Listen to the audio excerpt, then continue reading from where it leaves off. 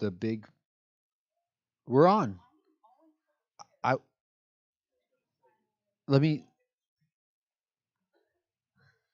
I want to make sure the younger eyes over here that can actually read it can see it. Then he can translate for other people. Yeah, he's younger. You gotta. I'm just kidding. Okay. Anyway. Moving on. Hi. Thanks for joining us. If you missed last week's discussion and conversation about Hellenism, you need to watch that. Agreed. It's good. It's a good conversation to be a part of. There is a lot going on. That is an interest. Are you okay? Chelsea's hand is cramping. Must be a sign of. Okay. We so the next few weeks we've been talking about Hellenism. We're gonna. Chelsea has a prominent birthday coming up in October, so you may be invited to a surprise party that I'm being told that I am putting on. Surprise! I have a cohort who will remain nameless. Surprise is not for me and her. Yeah, it's for you two. Yeah. Surprise! Another party. Last time I involved this person in a conversation from the pulpit, and I just translated exactly what he was saying. He said something about a blow-up doll, and it didn't. I got in trouble. It was all right. I won't reference it anymore. But you were here for sure. I know it was here, but I do not remember. He does not remember, but it happened, didn't it? There's evidence. Like these people who are like, I forget everything. Remember that. I'll tell you that right now. Okay. Anyway, praise the Lord. So Hellenism. What's significant about Hellenism? Can you give us like a real quick recap? What was the major shift in Hellenism that the Greeks brought in? The major shift, like the 4 main points of it, or No, like what are you asking? The one thing. What's one the one major. Thing? What was before Hellenism? What were all the cultures centered around? Every culture, every place had their own temple. God. Yes, every culture had their Clearly, own god I do not or need gods. to be your partner in crime today. They had their own god or gods, and so they lived their life centered around how to please the god or gods. Yeah. Then Hellenism comes, and Hellenism says man is the measure of all things. Okay. Yes. And so man, you become the center of everything else, almost to the point the gods still existed, right? We're talking about a Greek and Roman culture that are full of theology and theology. Yes, theology, but yes, gods. Polytheism. Yes? I would assume so. For sure. If there's more than one. Multiple gods. Gods for everything. God of the sun. God of war. God of microphones. God of microphones. Water. Like everything. They didn't have microphones. Megaphones? Maybe. I don't know. All right. And almost to the point, really, that those gods served at the leisure of making your life better. So they were working for my pleasure, and I wasn't. Yes, this is the Hellenism. Mm-hmm. This is the major shift that was brought in. So over the next few weeks, 5 to be exact, we're going to examine the 5 groups of people that develop, especially in the Jewish culture. We're going to spend a week on each one. What? Keep talking. I feel like. No, it's fine. So for the next 5 weeks, we're going to talk about this because you're cold. Anyway. Chelsea needs a blanket. Can we get a blanket for Chelsea? Well, this is it's fine. Okay. So what we're doing here is we're going to talk about this. We're trying to, over the next 5 weeks, set up the world and take a look at the responses of these 5 groups of people in the world that Jesus is born into. Here's why. Galatians 4:4 says, at just the right time, or at the fullness of time, Christ came into the world. It's okay. We will not hold it against you if you need a blanket, because I've pulled your chairs closer to where the air comes out. All the air conditioning comes out from the front in here. So if you want to be warmer, you sit closer to the back. If you want to be cooler, you sit closer to the front. And on Wednesdays, I don't really give you an option. I just pull all your chairs right in front of the air conditioner. So But we have blankets, so it's fine. there you go. Okay. So what is just the right time? Why is the fullness of time? Why is this so important? Why is this particular time and space so important for the coming of Jesus?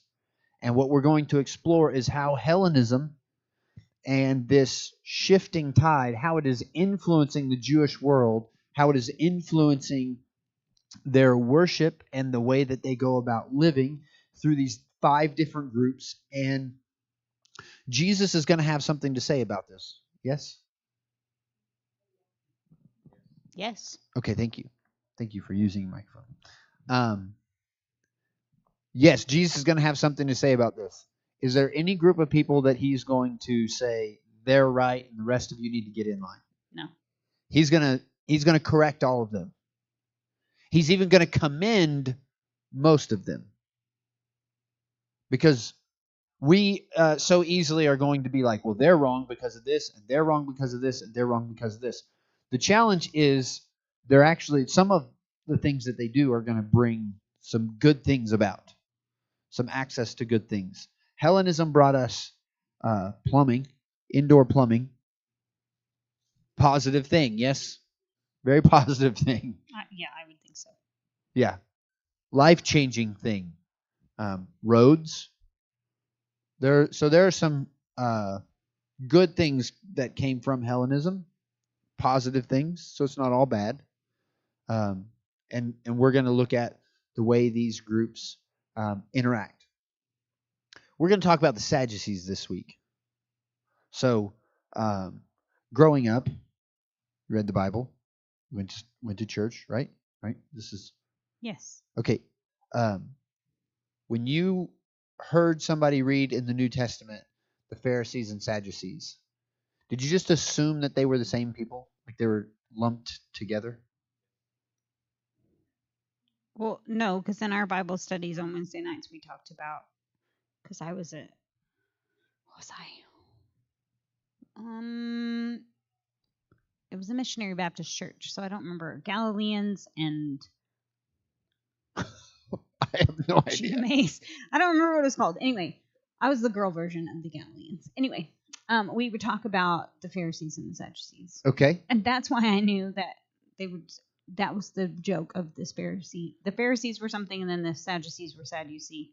Okay. So I didn't think that they were the same thing, but I didn't know what they were. Okay, so you knew they weren't the same thing. Right. No context for why.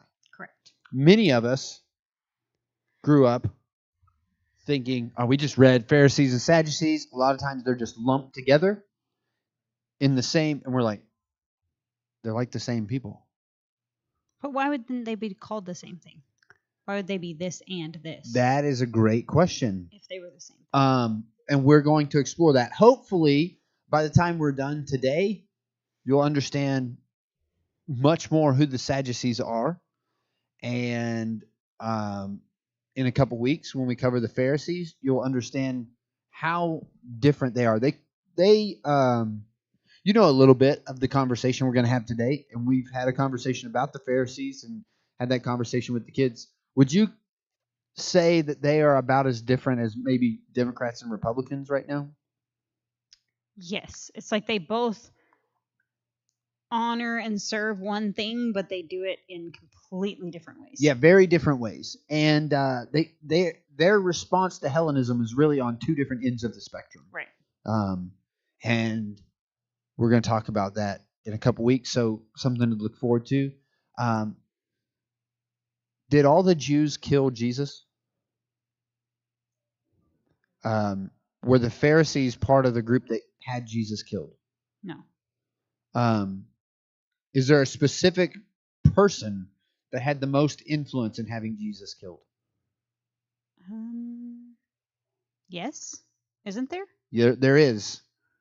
Do you know, maybe not his name, but what his title was? Was he a priest? Yes. Chief priest. The chief priest. Yes. I don't know his name. We're going to get to it. But yes. Okay. The chief priest specifically would have been the one responsible for Jesus' death. And we're going to have a conversation here over the next few minutes that's going to give you an idea of why that's important. So there's a few questions that we need to be able to answer about the Sadducees that we're going to try to unpack a little bit. Where did the Sadducees come from?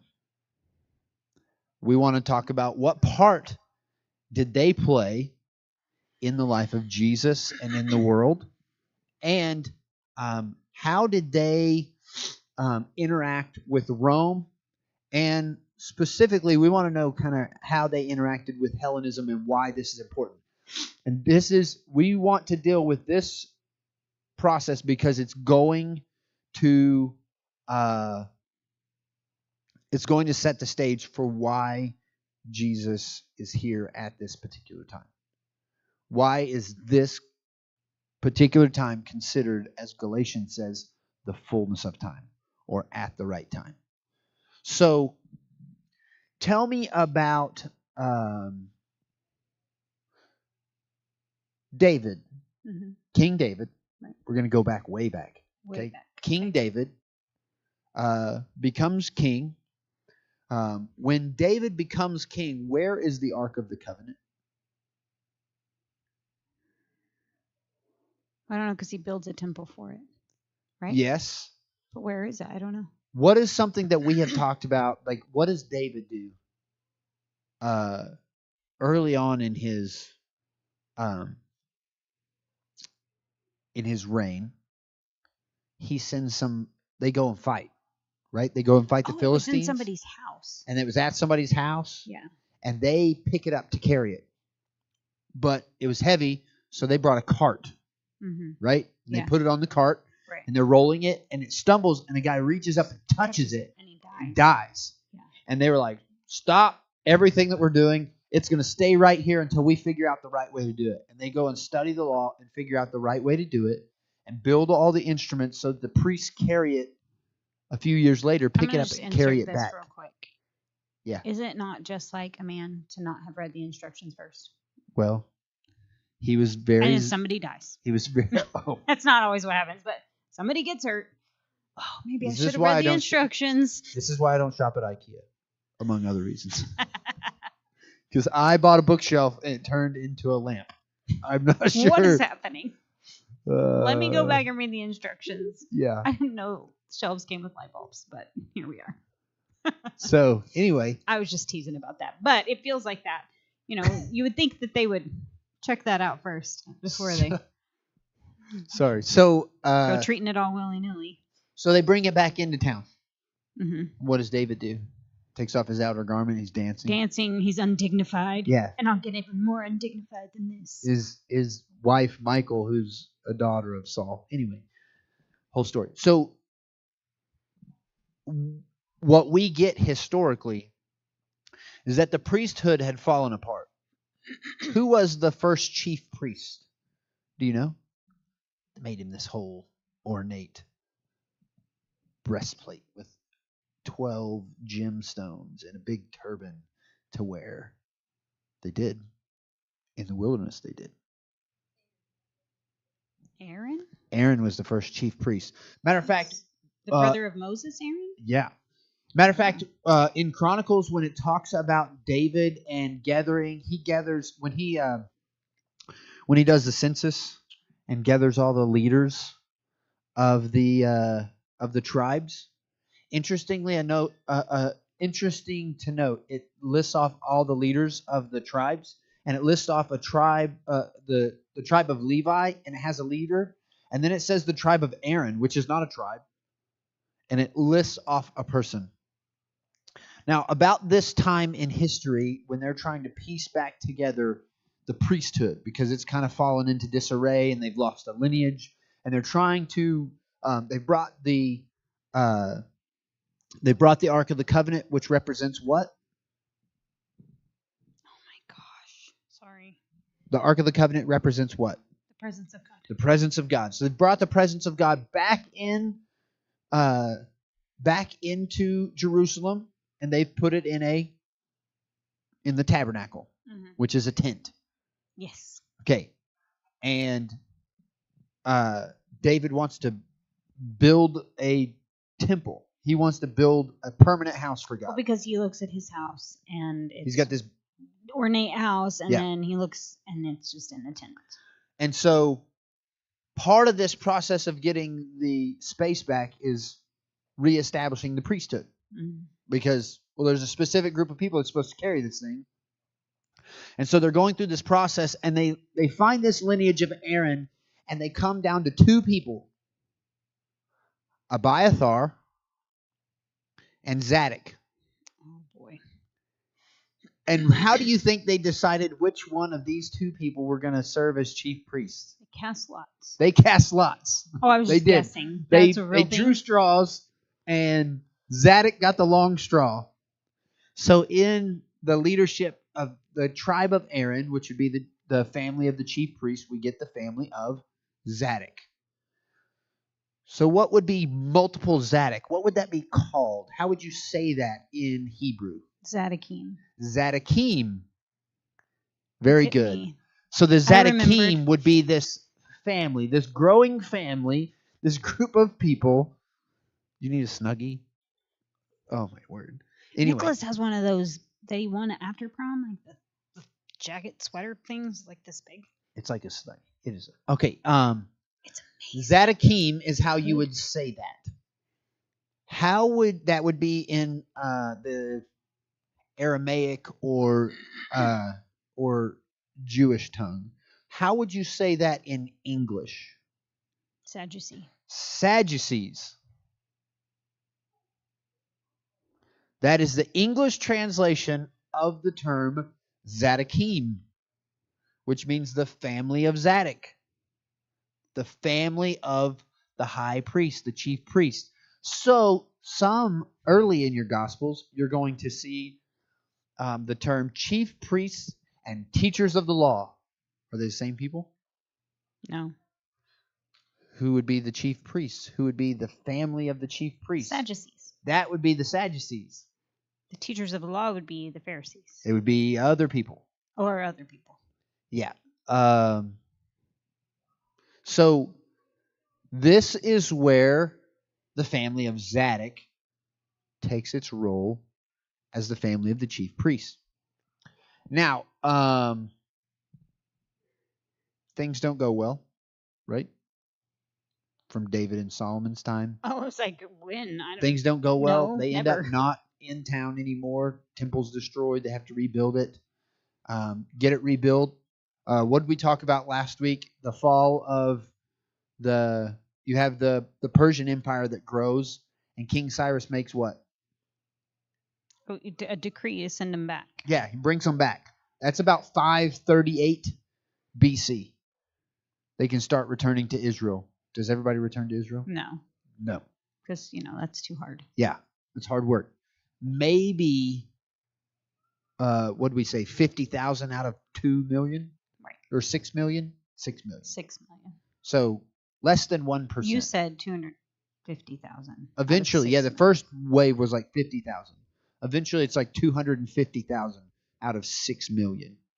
So it's like 4% of the Jewish population actually returns to rebuild. So they go through this big process, and eventually, who conquers the Persian Empire? Alexander the Great. Alexander the Great. And he does what all great men do. What does he do? Creates a system. Does what all great men do. I don't remember. You said this last week, and I don't remember now. He died. Oh, yeah, that's right. He died. He died. And who ends up in control of the southern portion of the of Oh, the it was kingdom. one of his. Was it a general? Yeah, one of his or- 4 generals. And who is it? I don't remember his name. Ptolemy.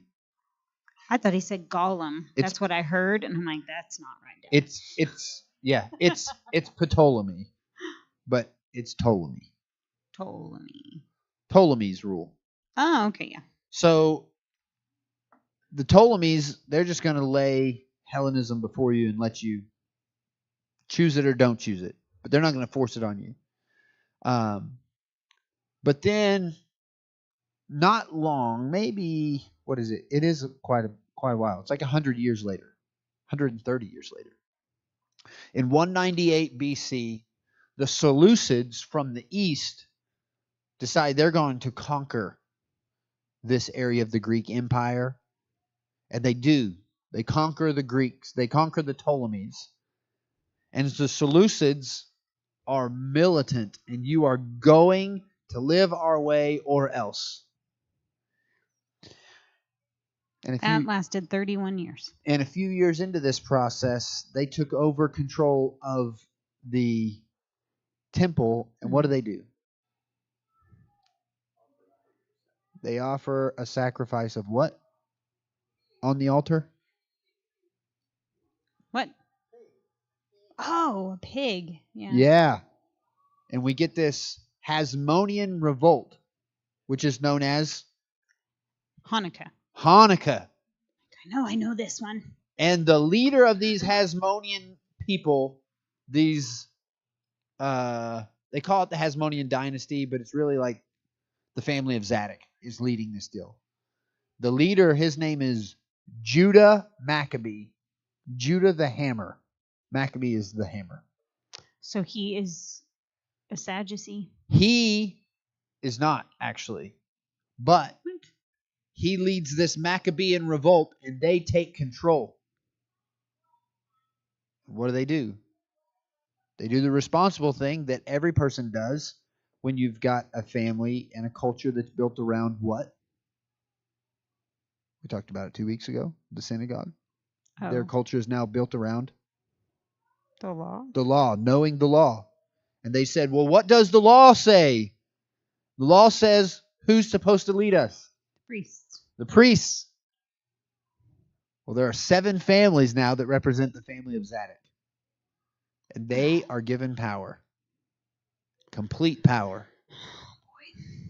Takes them about 20 to 30 years for these 7 families to be corrupted by Hellenism, because it brings a lot of opportunity.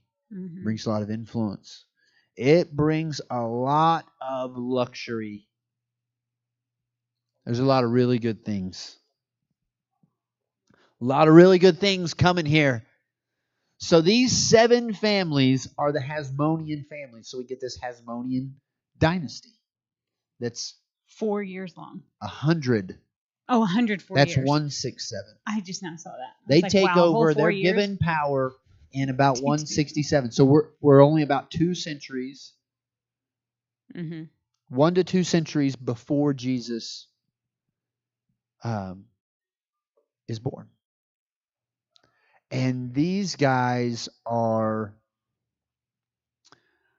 they're something. They Those are guys. the Hasmoneans, the Sadducees. This is a growing class of people. And they are all from what family? Zadok. What tribe? Judah, I would assume. Not Judah. Well, why was his name that then? That's his name, not his tribe. Okay, well, do they know how confusing that is? Probably don't care. Clearly. What tribe do the priests come from? Levi. So they are all Levites. Now, are all Levites Sadducees? No. No. Because they don't all come from the family of Zadok. There's one in particular that we're actually going to talk about. He has a very important son, and his name is Zechariah. He's a priest. Do you know who his son is? No. Well, probably, but... What's that from the back? John the Baptist's father is a priest. What's his mom's Elizabeth. Why didn't you just tell me that? I would have known. We're talking about the priests, not the wives. But So, details. they are loving life. They are influencing everything that goes on, and these 7 families of Zadok are, the high priest rotates between these 7 families. And you're only high priest for like a year. So you have a year that you're in training, a year that you're serving, and a year that you're handing, like here, a year that you're training someone else, supporting the new high priest. And it's rotating these 7 families. But you only get one option, one go at it? One person from the family that is of age. What happens if they don't have one that next year when it's their turn? They definitely do. Oh. They've got... It could be anyone from the family. It doesn't have to be there before. It doesn't have to be... They've got to meet the standards of priesthood. Are they just better at it? They're pretty good. They're pretty good. I guess that's probably all they do. Yeah, that's their life is built around. I mean, they've got to wear this. They've got to wear this Judaism like a badge of honor. Like, I mean, it is. Well, I can imagine they don't cut corners. Families who just really love basketball, and they build a gym or a space, and they just play basketball all the time. Well, if you're doing it all the time, you only get better. So we know where they came from. Right? Yes. Is it kind of essentially the same thing? Yes. So they came from the family of Zadok. We know kind of the part that they've played so far. So they are, what did we talk about a few weeks ago? A lot of things. Josephus, the historian, known to exaggerate, but about 20 or 30 years into the rule of this Hasmonean dynasty, he says that there weren't enough priests at the temple to work Shabbat services. Even though between these 7 families, there were a bunch. They only have to actually serve in Shabbat services 2 weeks a year. Right. So maybe he was being sarcastic. They're getting rich. Matter of fact, they say historically that all the tithe would come to the temple, and they would gather the tithe, and they would only divide it among those 7 families. So all the other people who were priests that were barely surviving, while this family just continued to grow in power and influence and finances. I mean, an extreme amount. It's just corrupt. They really became a religious mafia. Like, they controlled all of this stuff. But if you're frustrated and you feel like things aren't going well in a local church today, what do? Go to a different one. You go to a different one. How many temples are there in Judaism? 1. There's 1. So if you're going to be a faithful Jew who honors God, you got to go to the temple. Whether you like who's leading it or not. Whether you like who's leading it or not. You got to bring your tithe to the storehouse. So there might be food in Zadokim's house for them to take care of you and lead you. But they have some problem. Matter of fact, there are these stories and folklores about the booths of Annas. Annas would be the high priest at the time. Well, actually, the year before. And so we're going to. So they're ruling, right? Rome is coming. They fought off the Greeks. Now they're ruling, but they see this forward conquest of Rome. And they know it's only a matter of time before their influence and reward and this plush lifestyle that they're living because of Hellenism is going to fall apart. So they're not going to go away easy. So what do? Do you know what they do? I have no idea. We have definitely talked about this before. They made a deal with Rome, but they had to make a deal with somebody else first. The richest man in the world. They went next door to one of their neighbors, who's technically a descendant of Abraham. Who was it? Herod, the king of Edom. Oh. And they said, I know how much you love power, but you can use your influence. Like, there's a very small group of people today that have an extreme amount of wealth. Yes? Sure. In our world. Right. That because of their wealth they have the ability to influence markets and life in all the corners of the world, right? This is Herod. What we will reference, what the historians will reference as Herod the Great. Richest man in the world, and it's not even close. Now, he doesn't have access to all the money in the world, but he has influence and power over all the money in the world. And Rome, with all its military might, was struggling with what? Money. And so, to keep their control and to keep their influence and to keep their money flow and their status, they make this deal.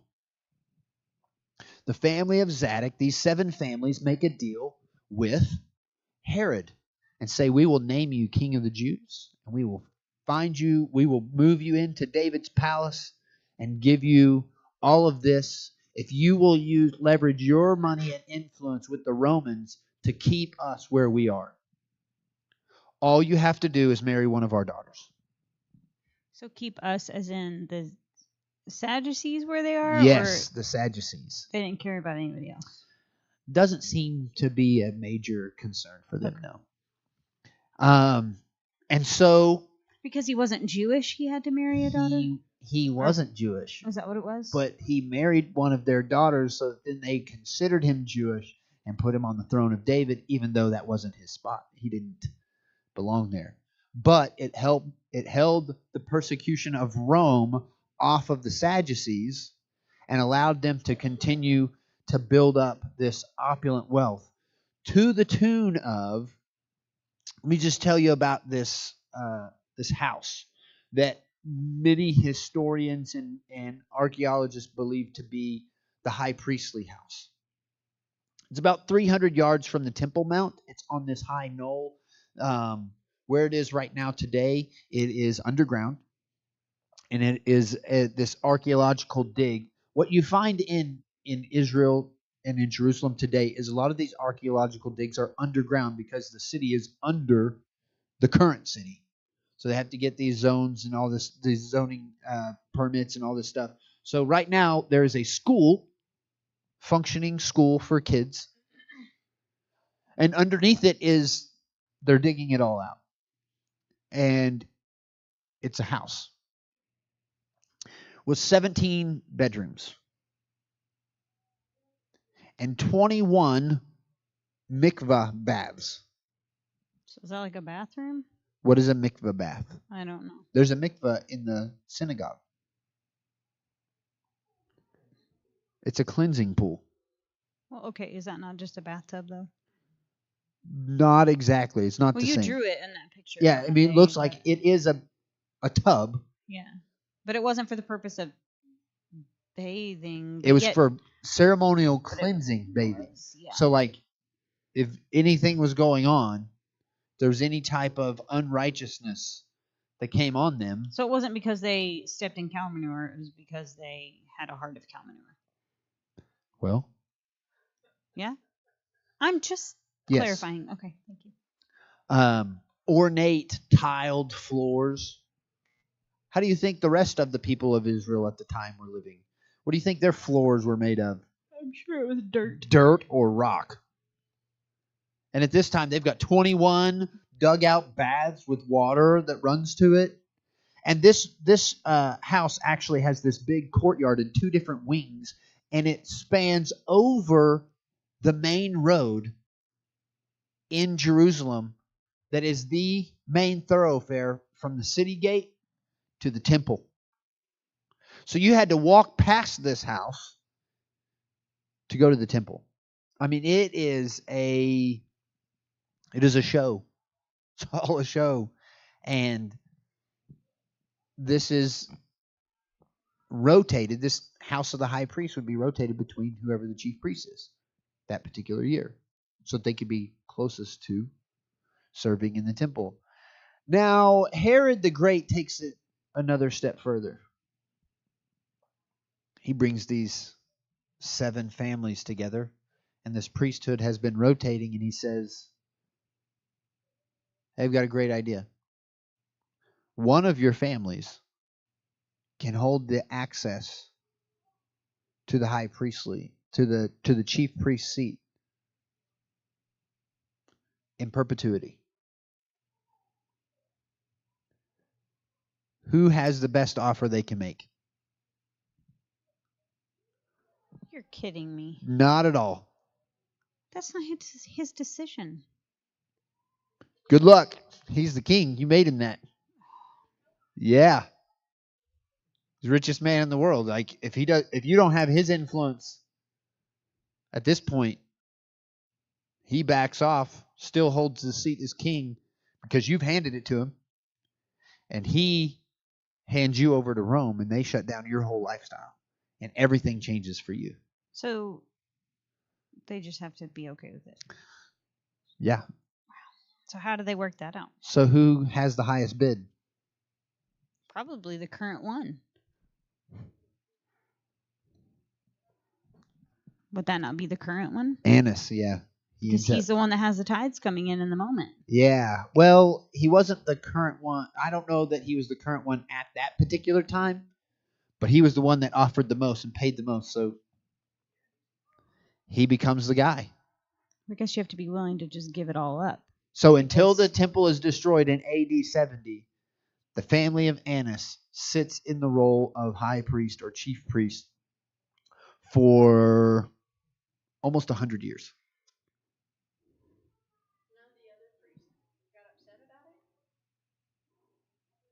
Get upset, and then what? Then what's going to happen? They cut you off. Hey, the tithes came in, and Chief Priest Annas said, we're not trading it with you. Yeah.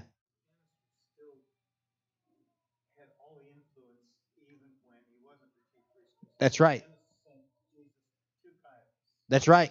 I was going to say, I felt like I recognized that name from the Chosen series. Yeah. Yeah, Annas is the high priest, and Caiaphas is his son. I mean, it just is crazy town. And so this group of people wears their badge of holiness and righteousness and holier than thou, and you have to measure up to this. But they have this power and influence. Matter of fact, the high priest, Caiaphas, from this family is responsible for Jesus dying.